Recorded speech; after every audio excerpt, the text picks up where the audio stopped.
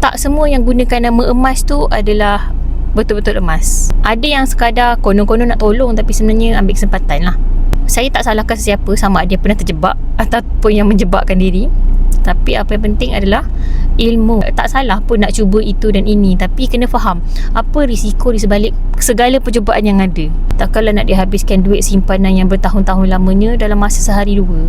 Tak berbahaya langsung. Jangan disebabkan kita nampak pulangan, kita nampak dia bagi itu ini, kita rasa dia dah best. Kena faham yang fungsi emas ni dia tak menjana pendapatan, tak bagi dividen, tak ada income bulanan. Emas ni sekadar penyimpan nilai.